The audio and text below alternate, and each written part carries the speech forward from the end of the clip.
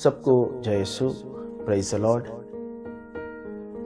आज हम सबके मनन चिंतन के लिए मैंने 40 काल के दूसरे रविवार के पाठों को लिया है। पहला पाठ उत्पत्ति ग्रंथ के अध्याय 15 से है, जहां पर परमेश्वर इब्राहिम के साथ एक नई प्रतिज्ञा करते हैं कि जिस तरह आकाश में तारे हैं उसी तरह उनकी संतान या संतति होगी।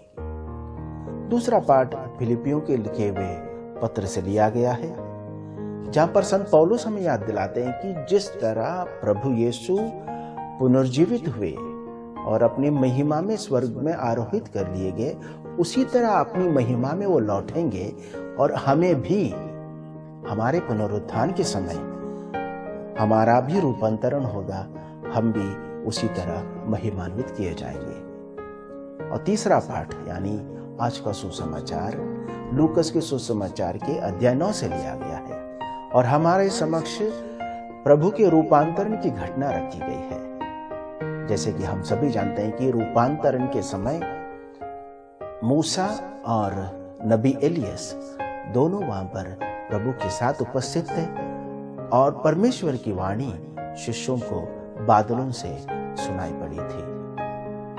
प्यारे भाई बहनों, रूपांतरण या फिर परिवर्तन हमारे जीवन का अहम हिस्सा है। परिवर्तन के बिना हम जीवन की कल्पना नहीं कर सकते। बच्चे बड़े हो जाते हैं और बड़े बूढ़े हो जाते हैं। हमारे चारों तरफ मौसम यदि हम देखें, जाड़े के बाद गर्मी आती है, गर्मी के बाद बरसात होती है, बरसात के बाद फिर जाड़े आते हैं। यदि हम एक नदी की कल्पना करें, हम बहती हुई नदी की कल्पना कर सकते हैं, रुकी हुई नहीं। जहां पानी रुक जाता है वहां प्रगति नहीं होती है, वहां जीवन नहीं होता है। लेकिन जब नदी बहती रहती है वहां पर भरपूर मात्रा में जीवन होता है। प्यारे भाई बहनों, आज के सुसमाचार में परमेश्वर प्रभु यीशु की सच्ची पहचान या फिर सच्चा परिचय अपने शिष्यों को देते हैं, क्योंकि शायद शिष्य यही समझते थे कि प्रभु यीशु एक साधारण प्रचारक हैं या फिर एक चमत्कार करने वाले व्यक्ति हैं, लेकिन उनकी सच्ची पहचान यह थी वो परमेश्वर के प्रिय पुत्र थे। यानी साधारण मनुष्य से रूपांतरण होके वे परमेश्वर के पुत्र होकर उनके समक्ष दिखाई दिए। उसी तरह पहले पाठ में इब्राहिम एक गैर यहूदी था, मूर्ति पूजक था, लेकिन परमेश्वर ने उसे बुलाया और उसको विश्वास में सारे राष्ट्र का पिता बनाया। उसी तरह संत पौलुस की जीवन की घटना भी हमें यही दर्शाती है कि वो जो क्रिस्तियों को सता रहा था, वही व्यक्ति बदलकर परमेश्वर का साक्ष्य बनकर सारे संसार में परमेश्वर के सुसमाचार का प्रचार करता है। यानी उसके जीवन में भी परिवर्तन दिखता है। फादर टोनी डी मेलो एक बहुत ही सुंदर कहानी हमारे समक्ष रखते हैं। वो कहते हैं कि कैसे मनुष्य की प्रार्थना समय के साथ बदल जाती है। वो कहते हैं कि जब मैं छोटा था तब मेरी सोच क्रांतिकारी थी।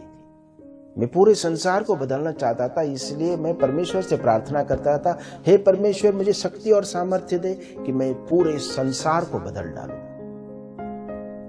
जब मैं वयस्क हो गया तब मुझे समझ में आया कि मैं संसार को तो बदल नहीं सकता, इसलिए मैंने अपनी प्रार्थना बदली और मैंने प्रार्थना करना शुरू किया, हे परमेश्वर मुझे शक्ति और सामर्थ्य दे कि मैं कम से कम अपने परिवार को, अपने दोस्तों को, हमारे अड़ोस पड़ोस के लोगों को बदल सकूं। लेकिन जब मैं अब मृत्यु शैया में पड़ा हुआ हूं, मुझे यह एहसास हो रहा है, ना ही मैं संसार को बदल सकता हूं, ना ही मैं अपने परिवार को बदल सकता हूं। काश मैंने अपने आप को बदला होता तो कम से कम मैं बदल चुका होता और मेरे जरिए और भी लोग बदल चुके होते। प्यारे भाई बहनों, परिवर्तन हमेशा अपने से शुरू होता है। हम अक्सर सोचते हैं कि हम दुनिया को बदलेंगे, उसको बदलने की ज़रूरत है, इसको बदलने की ज़रूरत है, सबको बदलने की ज़रूरत है, लेकिन कभी ये नहीं सोचते कि हमें बदलने की कितनी ज़रूरत है। प्यारे भाई और बहनों, 40 का पवित्र समय बदलाव लाने का समय है, ये नवीनीकरण लाने का समय है और दुनियादारी से आध्यात्मिकता में बढ़ने का समय है। इसलिए हमें अक्सर प्रयासरत रहना चाहिए कि हम अपने अंदर एक परिवर्तन लाएं।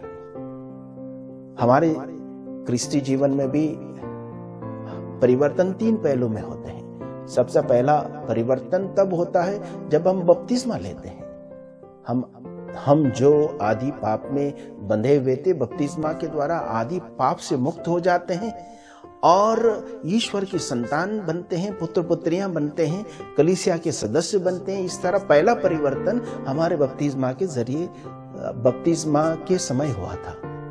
और दूसरा परिवर्तन जो निरंतर चलता रहता है, जो हमारे प्रयासों से हम एक अच्छे व्यक्ति बनने का प्रयास करते हैं, क्रिस्त के सच्चे साक्षी बनने का प्रयास करते हैं और प्रलोभन से बचकर अच्छा जीवन जीने का प्रयास करते हैं, यह निरंतर चलता रहता है।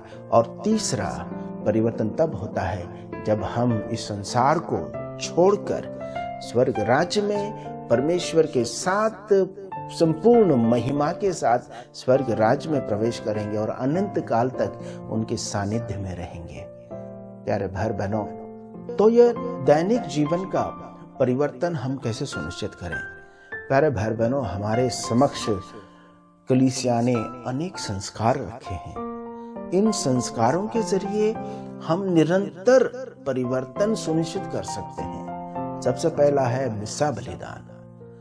मिस्सा बलिदान के दौरान हमें प्रभु यीशु का जीवंत मांस एवं रक्त सेवन करने को मिलता है, जो हमारे आध्यात्मिक जीवन का पोषण करता है। क्योंकि परमेश्वर ने यह कहा है कि जब तक तुम मेरा मांस नहीं खाओगे और रक्त नहीं पियोगे, तुम में जीवन नहीं होगा।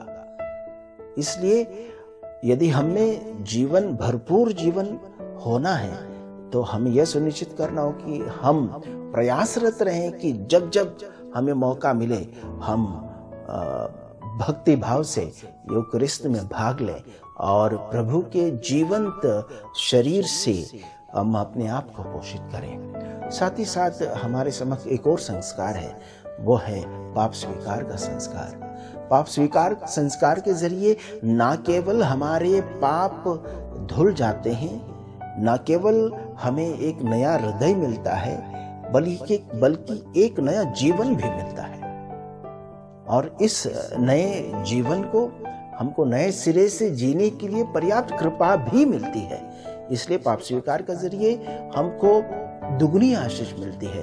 एक तो पाप क्षमा की आशीष और दूसरी नए जीवन को नए सिरे से जीने के लिए शक्ति और सामर्थ्य मिलता है, जिससे कि हम आध्यात्मिकता में बढ़े और प्रभु के प्रेम में बढ़े। साथ ही साथ हमारे समक्ष परमेश्वर का वचन है, जैसे कि इब्रानियों के लिखे हुए पत्र में स्पष्ट कहा है, प्रभु का वचन जीवंत वचन है, वह सशक्त वचन है, वो दुधारी तलवार से भी तेज है। जीवंत वचन यानी जब जब हम उसे पढ़ते हैं तब तब परमेश्वर हमें कोई ना कोई नया संदेश देता है। जरूरत है हम उसे भक्तिपूर्वक पढ़ें, जरूरत है हम उसके ऊपर मनन चिंतन करें, जरूरत है कि उसको हम आत्मसात करें और तभी जाके उस प्रभु के वचनों से हम जीवन प्राप्त कर सकते हैं। इसलिए क्रिस्त में प्यारे भाई बहनों, हम यह सुनिश्चित करें कि इस 40 काल में निरंतर परिवर्तन चलता रहे, दुनियादारी से आध्यात्मिकता की ओर बढ़ने का प्रयास करें, प्रभु के सच्चे शिष्य, सच्चे साक्ष्य बनकर जीने का प्रयास करें। इसमें प्रभु हमारी सहायता करें।